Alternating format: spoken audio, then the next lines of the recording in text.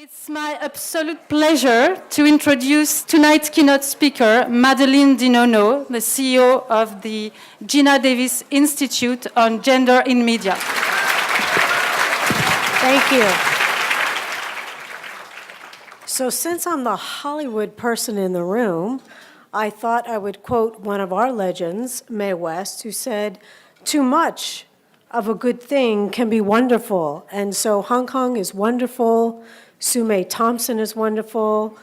The Women's Foundation of Hong Kong is wonderful. So thank you. And Gina and I, who is actually just finished shooting a movie in New York with John Hamm and Tim Robbins, who is on her way back to Los Angeles. She's so thrilled that I'm here representing us. And we know that we have formed a sisterhood with Sue May and the foundation, all around advocating for systemic change for women and girls.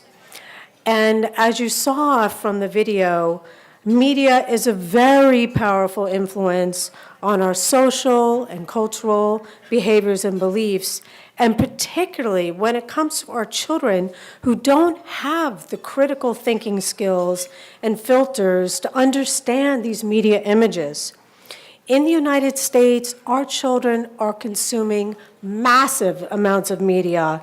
Children under the age of 8 are consuming almost 2 hours a day of programming on a TV set. And similarly, a study by the HKU in 2012 showed that 45% of children are watching TV for 1 to 2 hours a day. And that is why my boss, Gina Davis, started the Institute. And it really was an accident. It came out of a very personal experience for her. Now, as an Academy Award-winning actor, clearly she knew how challenging it is for women in Hollywood, and particularly women over the age of 40. She was very fortunate to play many iconic roles, and she was making between 1 to 2 movies a year until she hit 40, and then she fell off the acting cliff. But it wasn't until she started watching children's programming with her daughter, who was 2 at the time. She had her daughter at 46, and she had twin boys at 48. So her parenting came much later in life. Yeah, God bless her, right? She's very competitive. She had to have twins. So it was when she was watching little kids programming, like all of you as parents would be, that she was startled that she didn't see any female characters in the programming that she was watching with her daughter. And she'd have her daughter on her lap, and she started counting the characters behind her daughter's head. And she thought, how could this be possible? And like most moms, she would talk to her friends and said, hey, did you notice in such and such movie there were no female characters? And her friends would say, no, I didn't notice that. And when she'd go on meetings for acting jobs, she'd say to studio heads, have you noticed there doesn't seem to be that many female characters? And the studio heads would say to her, well, no, that's been fixed. We have Belle, we have Fiona. And in all sincerity, they thought because they had one female character, they had the entire gender covered. So as a result, 8 years ago, Gina decided to commission the largest research ever on children's programming in TV and film because she wanted to know the answer, because no one would take her seriously. She's in Mensa. She's very competitive. You may have heard that she qualified for the Olympic trials in archery at the age of 41, so she's a very unique person. But she decided that she really needed the data. And as a result of that study, it proved out her observations that there truly is a gender disparity in the media that we're showing our youngest children. And what we found then and what has been true now, because these numbers haven't changed since 1946, is that for every 1 male and for every 3 male characters, there's only 1 female character. And when it comes to the backgrounds, the fictional worlds, female presence is only 17%. We're 51% of the population. Unless you're doing a historical reenactment, how can you possibly leave out that many women and girls? And Gina always tells a joke that people on the set don't think women like to gather. So there's a scene in the movie and the village is on fire and everybody's running to see what happens, but the women say, nah, I'll just go back into the house. So to date, we have amassed the largest body of research on children's media, and our mission is to dramatically increase the quantity and the quality of female presence in media targeting children 11 and under. And to date, all of our research has been US focused, because as you all know, US media tends to dominate the landscape of films that are consumed all over the world. But because we do a lot of work with the UN, we were always asked, well, what's going on in the rest of the world? Are these trends global? And we didn't have the answer, so we wanted to find out. So about a year ago, we completed our first and one of the first ever global gender in film studies, and it was funded by UN Women and the Rockefeller Foundation. And the way we approached it, because we had a limited amount of funds, is that we looked at the 10 largest theatrical box office markets around the world. And many of these you could probably name off the top of your head, but Australia, Brazil, China, France, Germany, India, Japan, Korea, Russia, and the US. But what was interesting is that there are so many US, UK collaborations that we had to create an 11th market. And we also looked at films that could be categorized loosely in comparison to, in the United States, our G, which is general audience, PG and PG-13, which is really films that can be assumed by families. And we created a very sophisticated algorithm because there is no such thing as a universal rating for films across the world. So out of nearly 6,000 speaking characters, only 30% are female, which is about a ratio of 2.25 to 1. The UK, independent, had the highest total of female characters at 38%, Brazil was 37%, and China and Korea at 35%. Interesting, we noticed a huge gender disparity between the UK and US-UK collaborations, which brought those numbers down to 24%. So, what happens when the US meddles in a marketplace? Because what we saw throughout the study was that UK did pretty good on its own, US not so good. When US-UK got together, not so good at all. So when it came to co-leads, which was very interesting, is Korea had the highest percentage of leads and co-leads at 50%. China at 40%, and China also had the highest percentage of gender-balanced casts at 30%. For the most part, across the entire 11 markets, it was only about 10% gendered casts.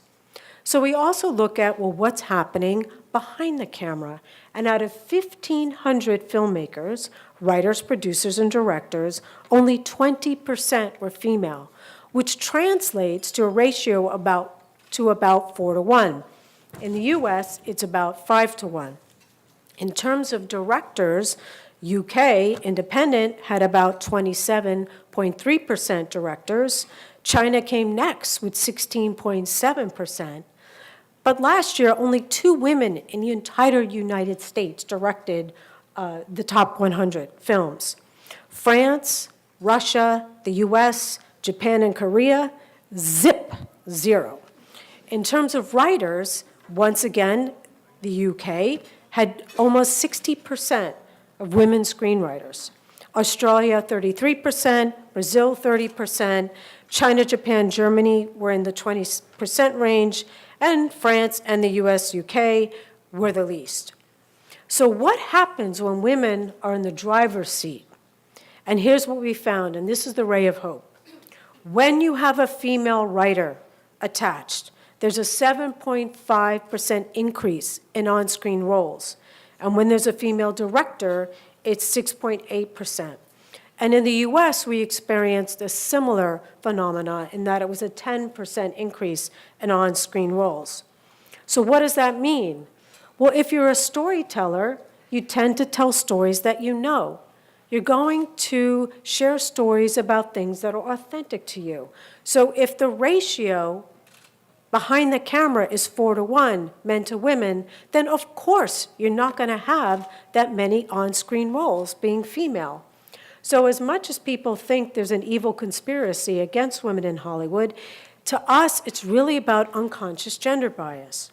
So we also look at physical attributes, which is very near and dear to Sumay and the Women's Foundation's heart. And much research from around the world has revealed that exposure to sexualized and thin content can contribute and reinforce poor body image, poor self-esteem, and the pressure on being extremely thin.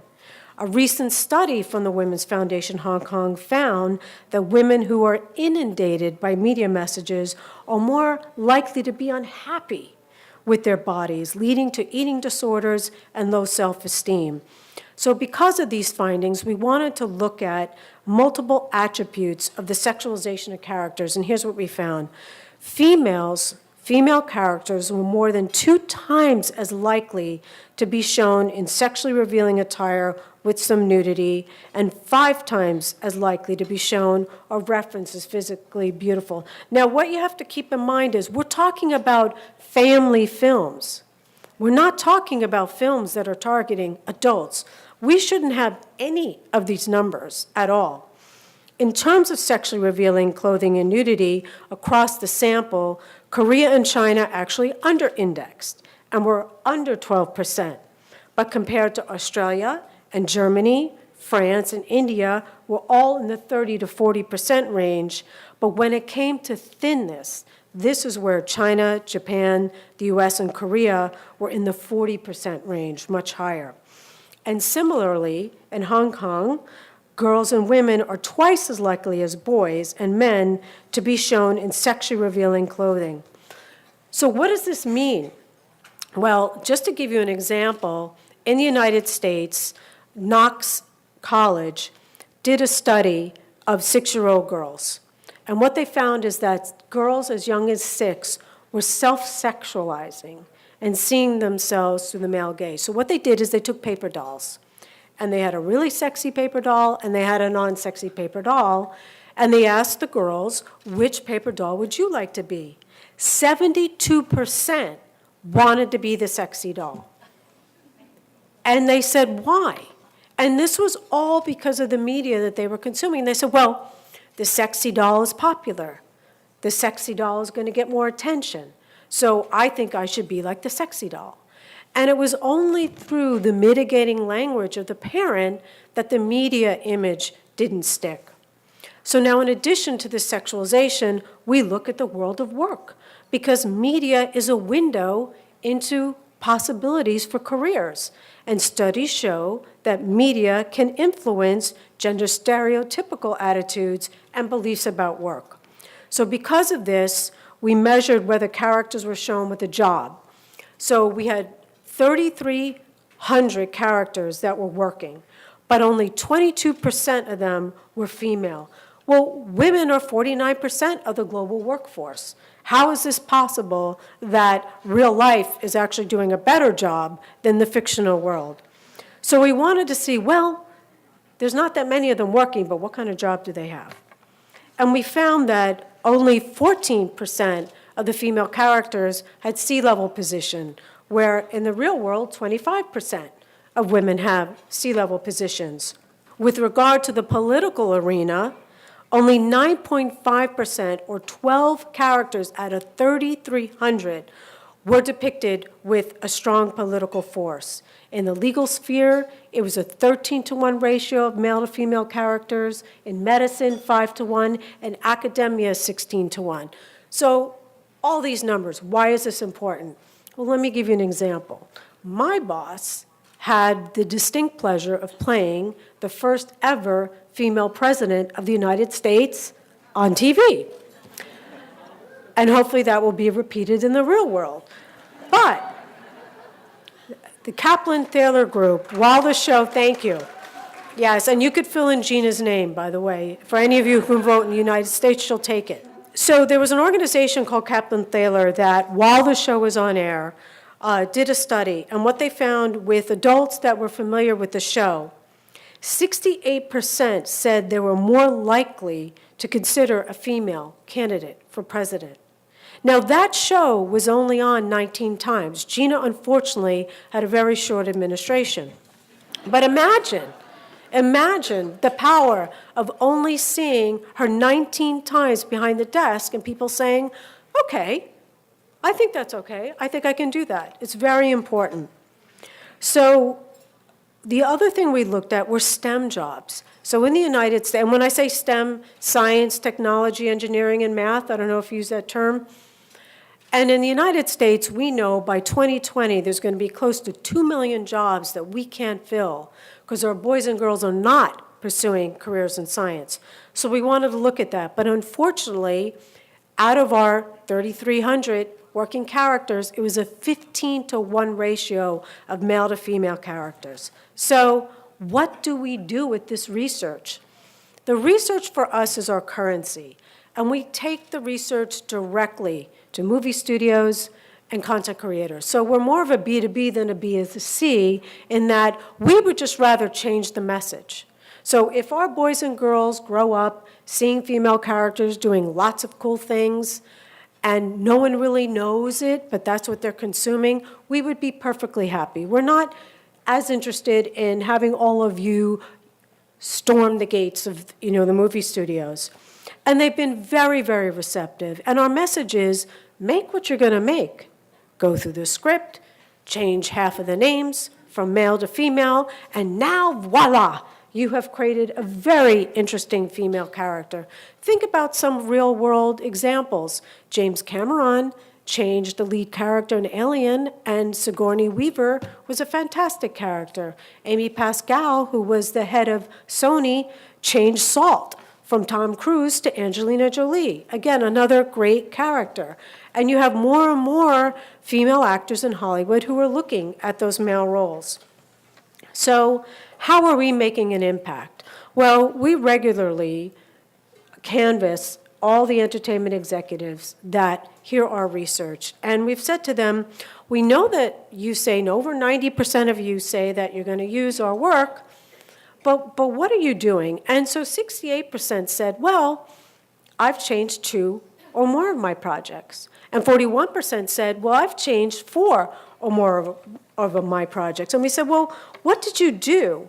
And they said, well, I gave some speaking dialogue to some non-speaking characters. I hired more female crew. I made some of the characters less sexualized. And most importantly, I gave some of the female characters a job. So there are many movies that have come out, most of which we can't talk about. A few that we can is there was a movie, a big animation movie in the United States called Hotel Transylvania. There's also a new version of The Little Prince coming out from director Mark Osborne. And after hearing Gina speak, he changed and added a major female character. So what does this all mean? As adults, we've only seen a media landscape that is bereft of female presence. We have tons of unconscious bias baked in to our DNA. However, media can have a very positive influence on our children in terms of their social and cultural beliefs and behaviors. If we can change the mind of a child, we can change the world and the worldview of women and girls. When you look at the top business categories in the US, women still have only achieved between 17 and 20% across all 10 of the major business categories. It may take decades for us to achieve true gender parity. However, media is the only category of business where we can change overnight. Overnight, we can have more than 19.2% of women on corporate boards. Overnight, we can have a media landscape that is 50% female. So as our tagline goes, if she can see it, she can be it. Thank you.